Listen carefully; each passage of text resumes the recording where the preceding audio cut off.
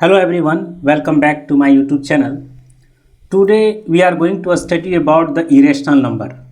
तो बच्चे हम लोग पिछली क्लास में पढ़ा कि रैशनल नंबर क्या होता है और उससे रिलेटेड कुछ एग्जाम्पल और सवाल किए। इस चैप्टर में हम लोग इरेशनल नंबर के बारे में पढ़ने वाले हैं और इससे रिलेटेड कुछ इम्पॉर्टेंट प्रॉपर्टीज़ और कुछ एग्जाम्पल्स करेंगे। तो सबसे पहले हम लोग इरेशनल नंबर के डिफिनेशन से स्टार्ट करते हैं।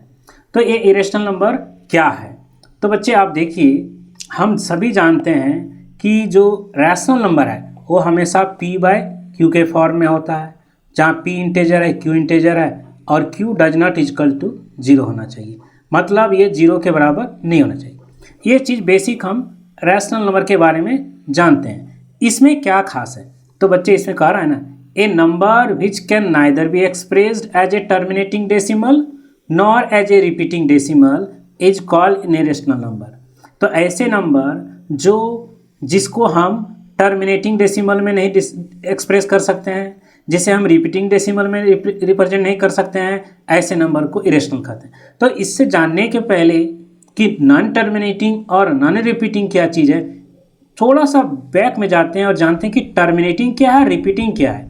तो बच्चे मैं एक एग्जांपल लेता हूँ, जैसे 25/8। आप 8 से 25 को डिवाइड कीजिए बच्चे। 8 3 जा 24, 1 आ गया, डेसिमल 0। 8 1 जा 8, 2 डेसिमल है 0। 8 2 जा 16, 4 आया डेसिमल। 8 5 जा 40। क्या समझ में आया बच्चे? ये क्या हो गया? अब टर्मिनेट हो चुका है। कहने का मतलब 3.25 आने के बाद हमारा रिमाइंडर क्या हो गया? 0 हो गया। मतलब अब फर्दर स्टेप इसका नहीं चलेगा। इसी को बोलते हैं टर्मिनेटिंग, इसी को बोला जाता है टर्मिनेटिंग। अब हम लोग देखते हैं रिपीटिंग क्या है।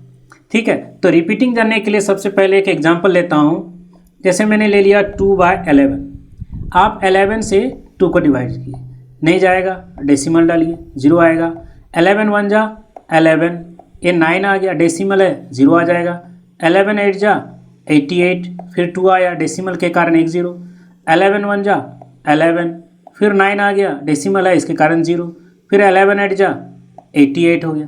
अब आप क्या देख रहे हैं बच्चे? यहाँ पे ये स्टॉप नहीं हो रहा, हमारा रिमाइंडर ख़त्म नहीं हो रहा, वो क्या हो रहा है? रिपीट होते जा रहा है। अब देख रहे हैं, सबसे पहले 9 आ रहा है रिमाइंडर, फिर 2, फिर 9, फिर 2, इस तरह से रिपीट हो रहा है हमारा रिमाइंडर। लेकिन यहाँ पे देखिए, ये आपका जो क्वेश्चन है ये क्या हो रहा है? ये रिपीट हो रहा है। 18 18, इसी तरह से 18 ये आपका आते चलेगा। ये नॉन स्टॉप है, ये आपको रिपीट होते जा रहा है। तो आप इसको कैसे लिखते थे? 0.8 लिख के इस पर बार दे देते थे। इसका मतलब है कि 1818 अब रिपीटेड है, तो इसको हम लोग क्या बोलते हैं? रिपीटिंग बोलते हैं। तो इस डिफिनेशन में क्या कर रहा है ना, कि वो ना टर्मिनेटिंग होना चाहिए, ना ही वो रिपीटिंग होना चाहिए। मतलब टर्मिनेटिंग भी नहीं होना चाहिए, रिपीटिंग में। तो कैसा होना चाहिए? ये दोनों कंडीशन नहीं चाहिए, तो वैसा नंबर को हम लोग बोलेंगे रेशनल नंबर। तो चलिए एक एग्जांपल लेते हैं, एग्जैक्टली वो नंबर है क्या। एग्जैक्टली एक नंबर एग्जांपल में लेता हूँ। जैसे मैं लिखता हूँ 0.02002 00002 लिखता हूँ, फिर 4 0 लिखा, फिर 2 लिखा, इसी तरह से अब चल रहा है। अब ये क्या है? देखिए नंबर, ये नंबर आपको दिख रहा है कि ये रिपीटिंग है क्या? तो रिपीटिंग नहीं है। टर्मिनेटिंग है क्या? नहीं है। टर्मिनेटिंग है ही नहीं, डॉट डॉट डॉट ये चलते चलेगा, ये कभी नॉन स्टॉप, ये चलता ही चलेगा। और रिपीटिंग भी नहीं है, क्योंकि एक पैटर्न नहीं है, एक डिज़ाइन नहीं यहाँ पर बन रहा है कि इतना डिजिट आने के बाद फिर से रिपीटेशन है। तो ऐसे नंबरों को हम लोग क्या बोलेंगे? इरेशनल नंबर बोलेंगे। चलिए और एक एग्जाम्पल लेता हूँ। जैसे 0.54 फिर 555, फिर 4 दे दिया 4, 4 5 के बाद 4। तो ये क्या नंबर है? आप देख रहे हैं, ये भी क्या है? ये टर्मिनेटिंग है क्या? नहीं है, क्योंकि ये नॉन स्टॉप है, ये चलते जा रहा है। मतलब ये क्या है? हमारा नॉन रिपीटिंग है और नॉन टर्मिनेटिंग है, ना रिपीट हो रहा है ना टर्मिनेट हो रहा है। तो ऐसे नंबर को भी हम लोग क्या बोलेंगे? इरेशनल नंबर बोलेंगे। तो ये तो एक प्रकार का डिजाइन हो गया, एक प्रकार का हो गया, फर्स्ट टाइप का। ये इस तरह का नंबर को हम लोग इरेशनल बोलेंगे। और दूसरा वैरायटी भी है। और दूसरा वैरायटी क्या है बच्चे? कि कोई भी रूट अंडर का कोई भी ऐसा, जैसे √2, आपका √3, √5, बच्चे यहाँ पे √4 नहीं है, क्यों? √4 का वैल्यू हमें पता है 2 है, जो कि 2 क्या है? रैशनल नंबर है। सो ये √4 क्या है? इरेशनल नंबर नहीं है। सो आपका रूट अंडर में जो भी ऐसा आए जो कि परफेक्ट स्क्वायर नहीं हो, नॉट ए परफेक्ट स्क्वायर, मतलब वो परफेक्ट स्क्वायर नहीं होना चाहिए। जैसे रूट अंडर 16, ये क्या हो जाएगा? परफेक्ट स्क्वायर है, ये 4 आ जाता है। सो ये क्या है? हमारा रैशनल नंबर है। जबकि जो जिसका परफेक्ट स्क्वायर ना निकले उसके बारे में बोल रहा है, तो ये टाइप 2 है। जैसे कि रूट अंडर 11, ये परफेक्ट स्क्वायर नहीं है। रूट अंडर 29, ये परफेक्ट स्क्वायर नहीं है। तो ऐसे नंबर को भी हम लोग क्या बोलते हैं? इरेशनल नंबर बोलते हैं। और एक टाइप है, चलिए उस थर्ड टाइप को देखते हैं कि थर्ड टाइप क्या है। जैसे यहाँ पे क्या हो जाएगा ना, आपका मतलब क्यूब आएगा बच्चे। यहाँ पे 3, यहाँ पे दे दिया मैंने, सपोज कीजिए 15 दिया, तो ये क्या है हमारा? ये जो नंबर है ये परफेक्ट क्यूब नहीं है। तो कैसे लिखेंगे इसको? 15 पर पावर 1/3 लिखेंगे। हाँ, लेकिन 3 और 8 लिख दिया, ये क्या है? इसको हम लोग कैसे लिखेंगे? 8 पर पावर 1/3, और इसको लिख सकते हैं 8 को 2 पर पावर 3, फिर 1/3, 3 कैंसिल हो जाएगा, 2 आ जाएगा। तो ये क्या है? ये हमारा परफेक्ट क्यूब है। सो ये इरेशनल नंबर नहीं है, ये हमारा क्या बन जाएगा? रैशनल नंबर बन जाएगा। तो ये सारे क्या हैं? ये जो नंबर है हमारा रैशनल है, जबकि ये क्या है? इरेशनल है, क्योंकि ये परफेक्ट क्यूब नहीं है। और एक एग्जांपल लेते हैं, जैसे 29 और यहाँ पे मैं 5 ले लिया बच्चे, तो 29 पर पावर क्या हो गया? 1/5। ये भी हमारा क्या है?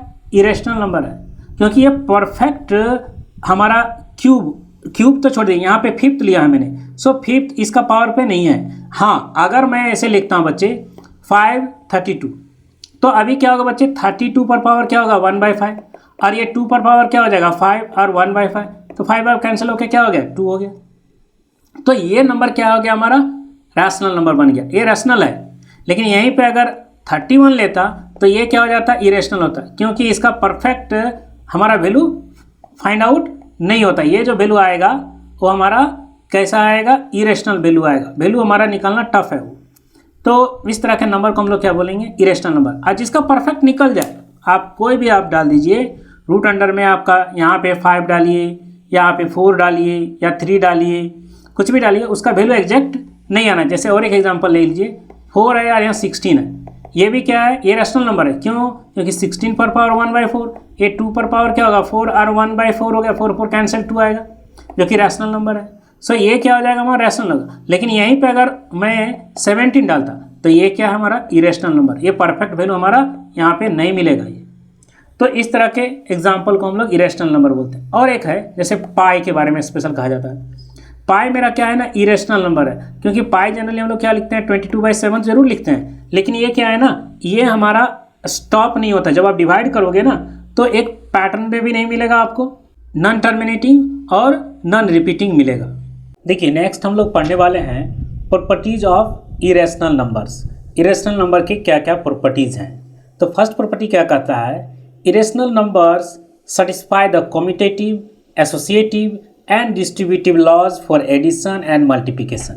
इसका मीनिंग क्या है? कॉम्यूटेटिव के बारे में आप अच्छी तरह से जानते हैं। जैसे कि मैं एक इरेशनल नंबर लेता हूँ √2 और दूसरा मेरा है √3, तो इन दोनों का क्या करना? एडिशन। जब आप एडिशन करेंगे √2 प्लस √3, तो ये जो नंबर बन गया √2 प्लस √3, ये हमारा क्या होगा? कॉम्यूटेटिव लॉ को फॉलो करेगा। आप √2 प्लस √3 लिखिए या √3 प्लस √2 लिखिए, दोनों का मीनिंग क्या है? सेम है। ये क्या है? एडिशन के लिए। यही चीज़ अगर आप मल्टीप्लिकेशन के लेंगे तो लिखिए √2 इंटू √3 लिख दीजिए, या √3 इंटू √2 लिखिए, both have a same meaning. तो ये क्या कर रहा है? कॉम्यूटेटिव लॉ को फॉलो कर रहा है। इसी तरह देखिए, ये एडिशन के लिए, ये मल्टीप्लिकेशन के लिए। नेक्स्ट है एसोसिएटिव। तो एक और नंबर ले लेता हूँ √2 √3 और एक √5 मैं यहाँ पे और ऐड कर देता हूँ। तो अब आप देखिए, जब आप √2 और √3 को ऐड करके आप ब्रैकेट में ले लीजिए और इसका एडिशन में और एक √5 इरेशनल नंबर को ऐड कीजिए, या ये जो नंबर होगा आप इसे इस तरीके से भी लिख सकते हैं। यहाँ पे क्या हो गया? √3 और √5 क्या हो गया? हमारा कंबाइंड फॉर्म में आ गया, जबकि यहाँ पे क्या था? √2 और √3 कंबाइंड फॉर्म में था। तो इस टाइप के इस तरह से जो हम लिखते हैं इसे हम क्या बोलते हैं, एसोसिएटिव लॉ फॉर एडिशन। इसी चीज़ को मल्टीप्लिकेशन के लिए भी हो सकता है, जैसे √2 इंटू √3 को आप ब्रैकेट में ले लीजिए और √5 को बाहर रखिए। तो नेक्स्ट स्टेप में क्या कीजिए, √2 बाहर रखिए और √3 और √5 को अंदर ले लीजिए। तो ये जो फॉलो हो रहा है ये क्या है, एसोसिएटिव लॉ फॉलो कर रहा है मल्टीप्लिकेशन के लिए। नेक्स्ट है डिस्ट्रीब्यूटिव में आपको पता है ए को आप क्या करते हैं, बी प्लस सी से मल्टीप्लाई करते हैं, तो ये क्या होगा, ए बी प्लस ए सी होगा। बिल्कुल यहाँ भी एज इट इज वैसे लिखिए, मतलब √2 को आप क्या कर रहे हैं, √3 और √5 का एडिशन से मल्टीप्लाई कर रहे हैं। तो फाइनली आप √2 इंटू √3 और प्लस √2 इंटू √5 इस तरीके से हम लोग लिख सकते हैं। तो ये जो लॉज हैं डिस्ट्रीब्यूटिव लॉ, तो इस तरह के जितने भी आपने देखा कम्यूटेटिव, एसोसिएटिव, डिस्ट्रीब्यूटिव, ये दोनों के लिए फॉलो करता है, एडिशन के लिए और मल्टीप्लिकेशन के लिए। अब हम देखते हैं कि इरेशनल नंबर का दूसरा प्रॉपर्टी क्या कहता है sum of 2 irrational numbers need not be an irrational.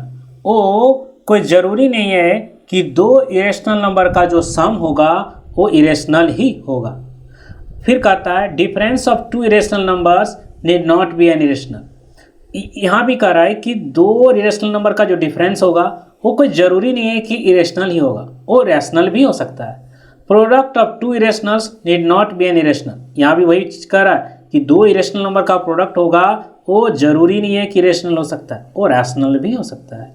फिर कहता है quotient of 2 irrationals need not be an irrational. यहाँ भी वही कह रहा है, जब एक इरेशनल नंबर को दूसरे इरेशनल नंबर से आप डिवाइड करेंगे तो वो नंबर जो आपको क्वोशिएंट मिलेगा वो क्या होगा, रैशनल भी हो सकता है, इरेशनल भी हो सकता है, कुछ ज़रूरी नहीं है कि इरेशनल ही होगा। चारों में सेम आप देख रहे हैं कि समेशन कीजिए या डिफरेंस कीजिए या प्रोडक्ट कीजिए या डिवाइड कीजिए, आपको जो उसका जो रिजल्ट मिलने वाला है वो रिजल्ट रैशनल भी हो सकता है, इरेशनल भी हो सकता है। चलिए एग्जांपल लेता हूँ, जैसे कि मैंने एक नंबर ले लिया, सपोज कीजिए √3 और दूसरा नंबर है √3, तो आप इसे ऐड कीजिए तो क्या आएगा, 2√3 आ जाएगा, जो कि क्या है, इरेशनल है। ये इरेशनल है, ये भी इरेशनल आ गया। लेकिन और एक एग्जांपल लेता हूँ, जैसे कि मैं ले लिया 2 + √3, पहला मेरा इरेशनल नंबर है और दूसरा इरेशनल नंबर क्या ले लिया मैंने, 2 - √3 ले लिया। ये क्या है, इरेशनल नंबर है, ये भी इरेशनल नंबर है।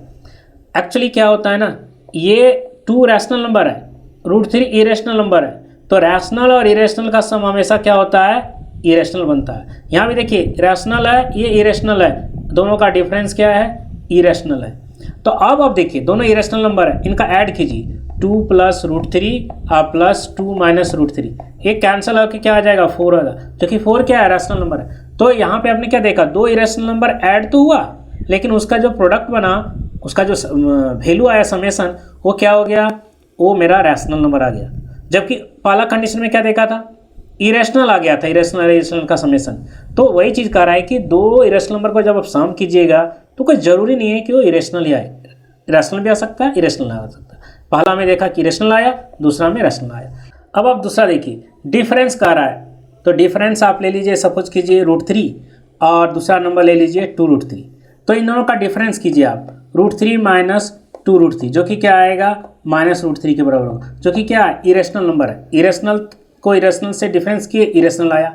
लेकिन और एक नंबर आप ले लीजिए, जैसे कि 2 + √3 और √3 - 4 ले लीजिए, तो आप देख रहे हैं 2 इरेशनल नंबर है, इनका डिफरेंस कीजिए, 2 + √3, आप माइनस इसको लिखिए √3 - 4, तो क्या आएगा आपके पास, 2 + √3 - √3 + 4 आएगा, ये कैंसिल आउट हो गया, ये 6 आ गया।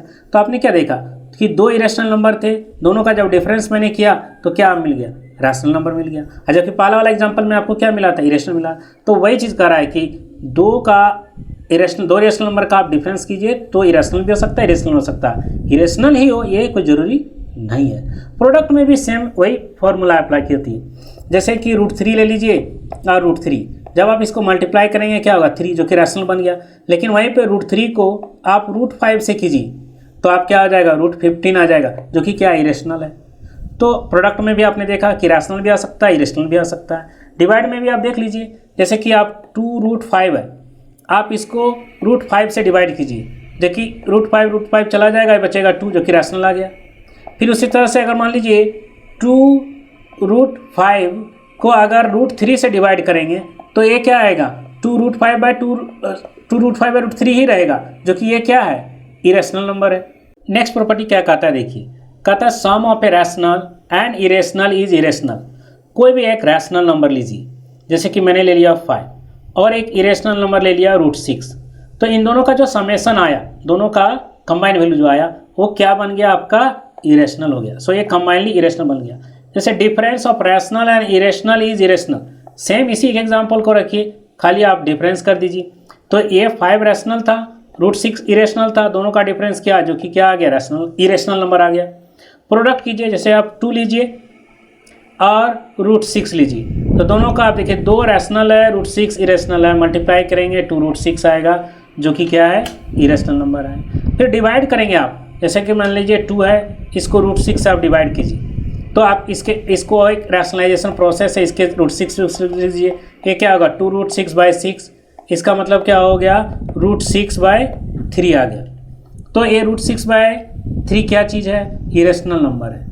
तो आपने इसमें सब में देखा, रैशनल और इरेशनल के बीच में जो भी ऑपरेशन होगा वो हमेशा क्या होगा, इरेशनल ही आएगा, चाहे वो समेशन हो, डिफरेंस हो, प्रोडक्ट हो या क्वोशिएंट हो, डिवाइड हो। नेक्स्ट देखिए, एक इंपॉर्टेंट फार्मूला है कि if a and b are 2 distinct positive rational numbers then a + b/2 is a rational number lying between a and b। तो आपने पहले पढ़ चुका है, जब रैशनल नंबर पढ़ाया था उस टाइम मैंने बताया था कि जब 2 रैशनल नंबर, सपोज कीजिए मैंने 2 ले लिया और 3/5 ले लिया, दोनों रैशनल नंबर है, इसके बीच में अगर मुझे एक रैशनल नंबर निकालना है तो आप क्या करते थे, दोनों का एवरेज कर लेते थे। 2 + 3/5 करेंगे तो ये क्या हो जाएगा, 13/5 है ना, ये 13/10 आ गया, जो कि क्या है, इन दोनों के बीच का रैशनल नंबर है। उसी तरह से अगर मान लीजिए 2 रैशनल नंबर, उसके बीच में एक इरेशनल नंबर निकालना है, जैसे यही नंबर था 2 और 3/5 था, तो इसके बीच में मुझे क्या करना है, एक इरेशनल नंबर चाहिए, तो दोनों का आप क्या कीजिए, मल्टीपल करके रूट अंडर ले लीजिए। सो ये क्या हो जाएगा, √6/5, या फिर इसे आप √6/5 भी लिख सकते हैं। तो ये मेरा क्या है, एक इरेशनल नंबर है इन दोनों के बीच का। तो इससे रिलेटेड बहुत सारे सवाल हैं जो कि हम लोग एक्सरसाइज में करेंगे।